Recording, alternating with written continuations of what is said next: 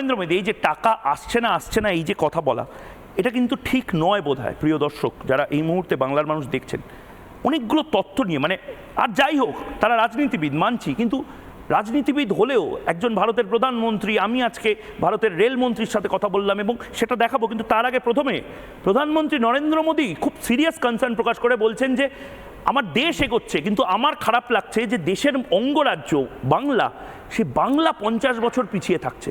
প্রধানমন্ত্রী কি বলেছিলেন আমাদের এডিটর ইন চিফ অর্ণব গোস্বামীকে একবার শুনবো, এবং তারপর রেলমন্ত্রী আজকে আমাকে কি বললেন, তারপর বিশেষজ্ঞদের সাথে কথা বলে আবার ডিবেট করব।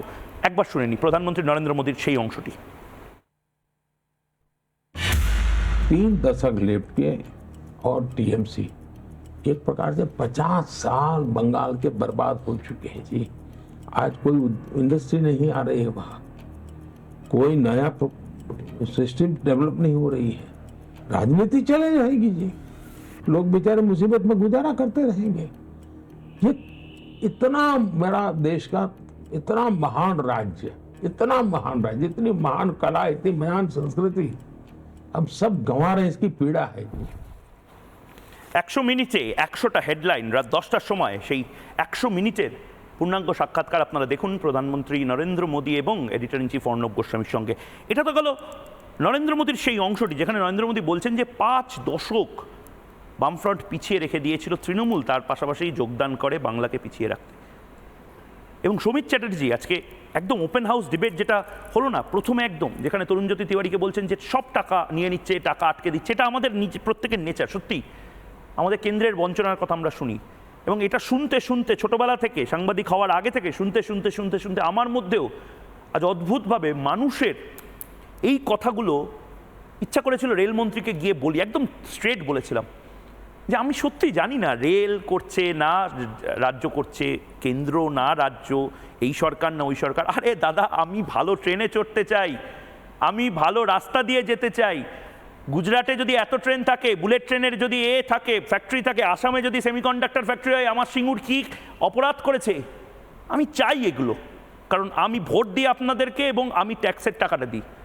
আমি অপার সাথে কোনো রিলেশন রাখি না, খাটের তলায় টাকা রাখি না, আমি চাই এবং আপনাকে দিতে হবে।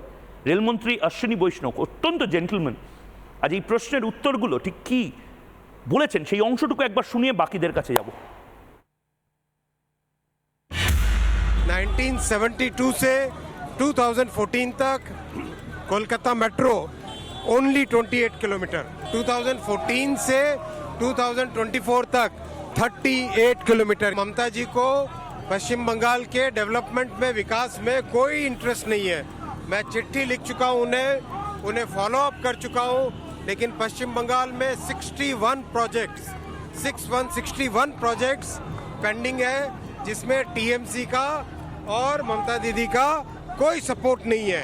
भारत सरकार ने, मोदी जी ने 2 इलेक्ट्रॉनिक्स मैन्युफैक्चरिंग क्लस्टर दिए, 2 पश्चिम बंगाल के लिए, और ममता दीदी ने ऑफिशियली उसको रिजेक्ट करके रिटर्न कर दिया कि हमें पश्चिम बंगाल में टीएमसी ने 2 इलेक्ट्रॉनिक्स मैन्युफैक्चरिंग क्लस्टर को रिजेक्ट कर दिया।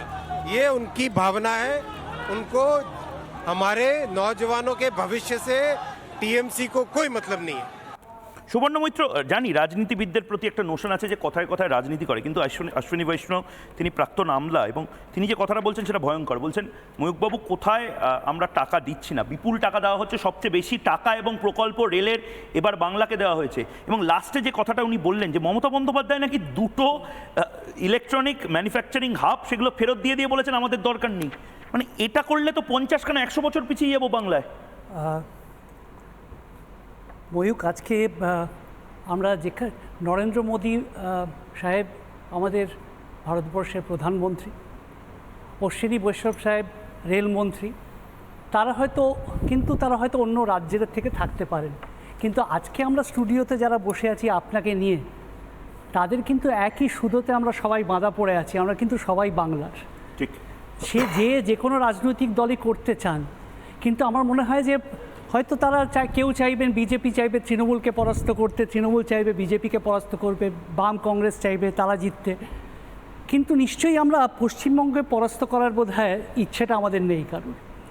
আর সেটা যদি না থাকে তাহলে একটু যদি আমরা চট করে, কারণ সময় খুব অল্প, বেশি সময় নেব না, আর আমি স্প্যানিশ ফুটবলের টিকি টাকাতে ভীষণ বিশ্বাস করি, বেশিক্ষণ পায়ে বল রাখাতে আমি একদম পছন্দ করি না, তো আমি টিকি টাকাতেই চলে যাচ্ছি। প্রথম কথা হচ্ছে যে আমাদের ঠিক পশ্চিমবঙ্গের অবস্থানটা কি 47 বছর, একটু বোধহয় প্রধানমন্ত্রী সত্যিই ভাবুক হয়ে পড়েছিলেন বলে 50 বলে ফেলেছেন, তো আমি যদি 3 তার থেকে কেড়ে নিই 47 করে দিই, 34 আর 13, 34 আর 13 আর 3 দিন হবে, কারণ যদি ধরে নিই যে 4 তারিখে রেজাল্ট বেরিয়েছিল, তাহলে কি ঠিক অবস্থা পশ্চিমবঙ্গের? প্রথম কথা হচ্ছে শিল্প নেই, চাকরি নেই, যারা ভালোভাবে মেট্রো রেলের প্রকল্প নেই। পরে আসছি, সে আপনি আপনার মতো করে করবেন, আপনি দয়া করে তরুণের রোলটা এখন প্লে করবেন না, কারণ আমি সমীরের মতো এত ভালো নয় যে আমি এরকম সুন্দর স্লেজিং হ্যান্ডেল করতে পারি, আমি ঘাবড়ে যাই, তো আমি একটু দয়া করে আপনার থেকে করে নিচ্ছি। I am not as smart as Samir Chattopadhyay. তো এখানে যেটা দেখা যাচ্ছে সেটা হচ্ছে যে যারা দ্বাদশ শ্রেণী পাশ করছেন তারা দেখছেন এখানে আর কোনো ভবিষ্যৎ নেই। চতুর্থ, যারা এখানে বাধ্য হয়ে কাজ করছেন বা ভালোবেসে কাজ করছেন, যারা ক্যাপটিভ মার্কেটে নেই, যেরকমভাবে দেবাশিস দা বা ঝন্টু আছেন ক্যাপটিভ মার্কেটে, যেখানে state will pay the money irrespective of the performance and the accountability, সেখানে যারা অন্যান্য ক্যাপটিভ সেক্টরে নেই তারা সাব অপটিমাল পে স্ট্রাকচারে কাজ করেন। এবং আমি দেখেছি একটি ভালো টেস্ট ক্রিকেটের ক্যাপ্টেনও অত টাকা নিয়েছেন বলে কীরকম একটি মালিকের থেকে কথা শুনতে হয়েছে, আশ্চর্য হয়নি কিছু। এবং সঞ্জু স্যামসনকেও শুনতে হয়েছে আউট হয়েছে কি না হয়েছে সেই হোপের ক্যাচটা নিয়ে, যাই হোক। So that's capital. আরেকটা দেখতে পাচ্ছি যে পশ্চিমবঙ্গ আরেকটা জিনিসে খুব নাম করেছে, সেটা হচ্ছে ব্লু কলার এবং হোয়াইট কলার। এটা রপ্তানিতেও আমরা বেশ নাম করেছি।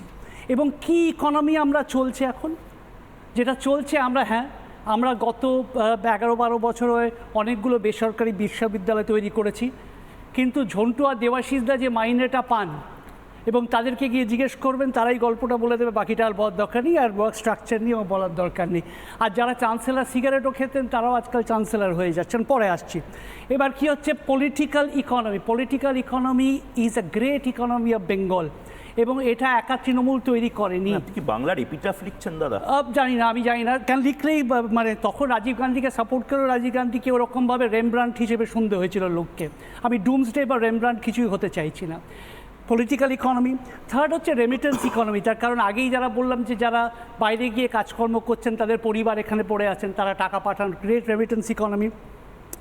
হকারদের গ্রেট ইকোনমি।